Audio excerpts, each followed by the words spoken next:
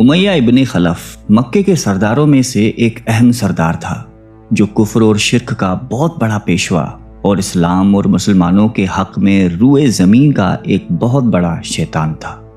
ایک دن اس کو پتا چلا کہ اس کے کسی غلام نے بتوں کو پوجنے سے انکار کر کے کسی اور کو معبود بنا رکھا ہے۔ اس نے غلام کو فوراً بلا کر یہ پوچھا کہ میں نے سنا ہے کہ تم نے کوئی اور معبود بنا لیا ہے، سچ سچ بتاؤ کہ تم کس کی عبادت کرتے ہو؟ غلام نے کہا کہ محمد صلی اللہ علیہ وآلہ وسلم کے خدا کی۔ امیہ غصے سے لال پیلا ہو گیا اور کہنے لگا کہ محمد کی خدا کی پرستش کرنے کا یہ مطلب ہوا کہ تم ہمارے مقدس بتوں کے دشمن بن گئے ہو۔ سیدھی طرح راہ پہ آ جاؤ ورنہ ذلت کے ساتھ مارے جاؤ گے۔ میں یہ ہرگز برداشت نہیں کر سکتا ہوں کہ تم بتوں کی پوجا کرنے والے کے غلام رہ کر محمد کے خدا کی پرستش کرو۔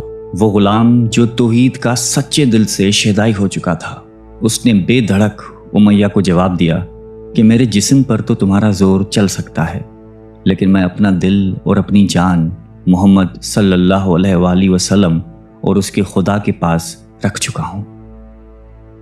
اب اللہ کی عبادت ہی میری زندگی کا مقصد ہے اور تمہارے خود سے بنائے ہوئے بتوں کو پوجنا میرے بس کی بات نہیں ہے۔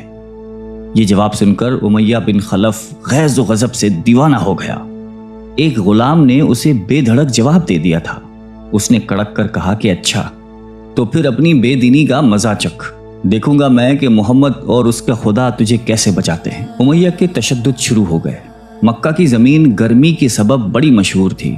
امیہ اپنے غلام کو دوپہر کی تپتی دھوپ میں زمین پر لٹا کر سینے پر بھاری پتھر رکھ دیتا تھا کہ وہ کروٹ نہ لے سکے، پھر کہتا تھا کہ محمد کے دین سے باز آ جاؤ، لیکن اس ظلم کے باوجود بھی اس غلام کے منہ سے سوائے احد کے کچھ نہیں نکلتا تھا۔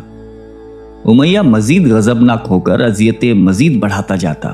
ایک مرتبہ تو امیہ نے ظلم کی انتہا کر دی۔ پورا ایک دن اور پوری ایک رات غلام کو بھوکا پیاسا رکھا اور تپتی ہوئی ریت پر لٹا کر اسے تڑپنے کا تماشا دیکھ رہا تھا۔ اس کی یہ کوشش بھی غلام کو حق سے نہ ہٹا سکی۔ آخر تھک ہار کر امیہ نے مکے کے بدماش لڑکوں کو بلایا اور ان سے کہا کہ اس غلام کو اتنی اذیتیں دو کہ یہ محمد اور اس کے خدا کا نام لینا بھول جائے۔ یہ لڑکے امیہ کی خوشی حاصل کرنے کے لیے اس بے بس غلام کو بری طرح مارتے پیٹتے تھے۔ جسم کے کپڑے اتروا کر لوہے کی چادریں پہنا کر تپتی دھوپ میں کھڑا کر دیتے تھے، لیکن غلام کی زبان سے احد کے سوا کچھ نہیں نکلتا تھا۔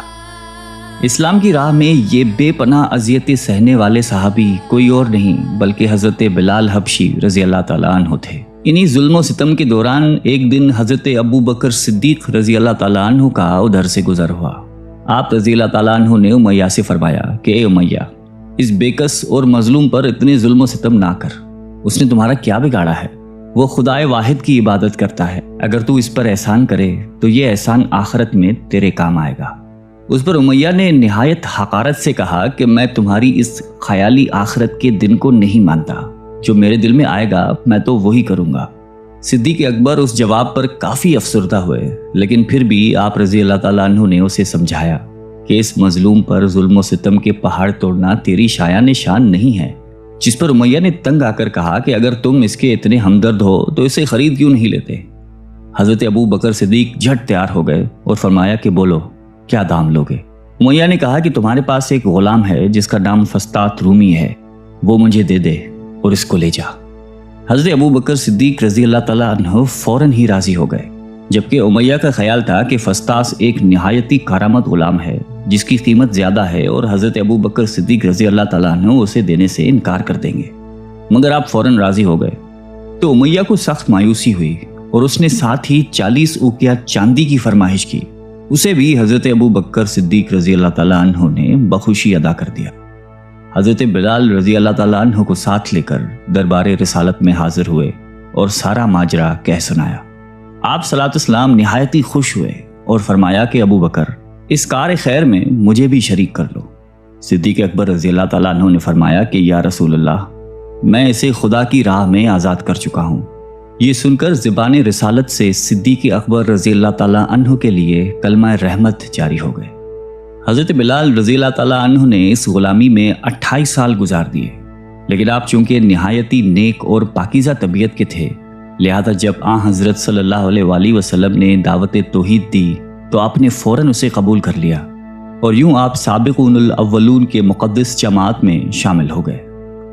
رہائی پانے کے بعد حضرت بلال ہمیشہ آپ صلی اللہ علیہ وآلہ وسلم کی خدمت میں حاضر رہتے تھے اور دل و جان سے نبی پاک صلی اللہ علیہ وآلہ وسلم کی خدمت بجا لاتے۔ آپ صلی اللہ علیہ وسلم حضرت بلال کو کسی بھی چیز کا حکم دیتے تو آپ اپنی جان بھی لڑا دیتے۔ غزوہ بدر سے لے کر غزوہ تبوک تک تمام غزوات میں شامل رہے، لیکن حضرت بلال کی اسلام کے لیے سب سے بڑی خدمت اور ان کے لیے سب سے بڑی سعادت اسلام کا سب سے پہلا مؤذن ہونا ہے۔ ہجرت کے بعد جب مسجد نبوی صلی اللہ علیہ وآلہ وسلم تعمیر ہوئی تو آپ صلی اللہ علیہ وسلم نے آپ کو اذان دینے کا ذمہ سونپا۔ آپ کی آواز نہایت ہی دل نشیں تھی اور اس میں ایک ایسی تاثیر تھی کہ اذان کی آواز سن کر لوگ سب کام چھوڑ چھاڑ کر مسجد کی طرف دوڑتے۔ 8 ہجری میں جب مکہ فتح ہوا تو کعبے کو بتوں سے پاک کرنے کے بعد آپ صلی اللہ علیہ وسلم نے حضرت بلال سے فرمایا کہ اے بلال، کعبے کی چھت پر کھڑے ہو کر اذان دو، اور یہ مبارک سلسلہ حضور صلی اللہ علیہ وآلہ وسلم کی حیات مبارکہ تک اسی محبت اور عقیدت کے ساتھ جاری رہا۔ لیکن 11 ہجری میں جب آپ صلی اللہ علیہ وسلم نے سفر آخرت اختیار کر لیا تو اس عاشق رسول صلی اللہ علیہ وآلہ وسلم پر غم کا پہاڑ ٹوٹ پڑا، اور مدینے میں رہنا اب آپ کے لیے دشوار ہو گیا۔ آپ کو ہر وقت پیارے نبی صلی اللہ علیہ وآلہ وسلم کی یاد ستاتی رہتی تھی۔ آپ صلی اللہ علیہ وسلم سے آپ نے سنا ہوا تھا کہ مومن کے لیے سب سے افضل عمل جہاد فی سبیل اللہ ہے، لہٰذا آپ رضی اللہ تعالیٰ عنہ خلیفہ اول حضرت ابو بکر صدیق کی خدمت میں حاضر ہوئے اور جہاد پر جانے کی اجازت طلب کی، لیکن حضرت ابو بکر صدیق رضی اللہ تعالیٰ عنہ نے آپ کو خدا کا واسطہ دے کر کہا کہ مجھے اس بڑھاپے میں تنہا چھوڑ کر مت جاؤ۔ تو حضرت بلال نے اس شرط پر ابو بکر صدیق رضی اللہ تعالیٰ عنہ کی بات مان لی کہ اب وہ رسول اللہ کے بعد کسی کے لیے اذان نہیں دیں گے۔ حضرت ابو بکر صدیق رضی اللہ تعالیٰ عنہ نے ان کی یہ بات مان لی، لیکن آپ کے دور خلافت کے بعد خلیفہ دوم حضرت فاروق اعظم رضی اللہ تعالیٰ عنہ کے دور میں بھی جب بیت المقدس کی تسخیر کے لیے شام جانا پڑا تو وہاں عیسائیوں سے صلح نامہ طے پانے کے بعد حضرت عمر فاروق رضی اللہ تعالیٰ عنہ نے ایک خطبہ دیا اور حضرت بلال سے درخواست کی کہ آج جبکہ قبلہ اول پر توحید کا پرچم لہرا دیا ہے تو اس باعظمت موقع پر اگر آپ اذان دیں تو ہم آپ کے مشکور رہیں گے۔ حضرت بلال نے یہی اذان دینی شروع کی تو صحابہ کرام کو عہد نبوی کی مبارک یاد تازہ ہو گئی اور ان پر رخت طاری ہو گئی۔ شام کے معرکے کے بعد حضرت بلال نے شام ہی کے ایک گاؤں میں رہائش اختیار کر لی، کیونکہ مدینے میں ہر وقت آپ کو آپ صلی اللہ علیہ وسلم کی یاد ستاتی رہتی تھی۔ لیکن ایک دن آپ نے خواب میں آپ صلی اللہ علیہ وسلم کی زیارت کی۔ آپ ان سے فرما رہے تھے کہ اے بلال، کیا ابھی وقت نہیں آیا کہ تم ہماری زیارت کے لیے آؤ؟ اس خواب نے آپ کو بہت تڑپا دیا اور آپ بیتاب ہو کر فوراً مدینے روانہ ہوئے۔ مدینے پہنچ کر حضرت بلال نے روزہ اقدس پر حاضری دی اور اس درد سے روئے کہ حاضرین بھی اشکبار ہو گئے۔ وہیں حضرت امام حسن رضی اللہ تعالیٰ عنہ اور حضرت حسین رضی اللہ تعالیٰ عنہ بھی موجود تھے۔ نانا کے پیارے نواسوں کو آپ نے اپنے ساتھ چمٹایا اور بے تحاشا چومنے لگے۔ حضرت حسن رضی اللہ تعالیٰ عنہ اور حسین رضی اللہ تعالیٰ عنہ نے آپ سے اذان فجر کی فرمائش کی، بھلا اس میں رد کرنے کی کہاں گنجائش تھی۔ اگلے دن جب فجر کا وقت ہوا تو آپ نے اذان دینی شروع کی۔ لوگوں کی عہد رسالت کی یاد تازہ ہو گئی اور لوگ اس طرح روتے ہوئے مسجد کی جانب چلنے لگے جیسے کہ نبی پاک صلی اللہ علیہ وآلہ وسلم کا دور واپس آ گیا ہو۔ ایسا دردناک منظر اس کے علاوہ کبھی دیکھنے میں نہیں آیا۔ حضرت بلال حبشی رضی اللہ تعالیٰ عنہ نے 60 سال کی عمر میں وفات پائی۔ آپ کا مزار دمشق میں ہے۔ آپ کو دربار رسالت میں خاص مقام حاصل تھا۔ آئیے ہم سب اللہ تعالیٰ سے دعا کرتے ہیں کہ ہمیں بھی حضرت بلال حبشی رضی اللہ تعالیٰ عنہ کی صفات میں سے کچھ عطا فرما دے۔ آمین۔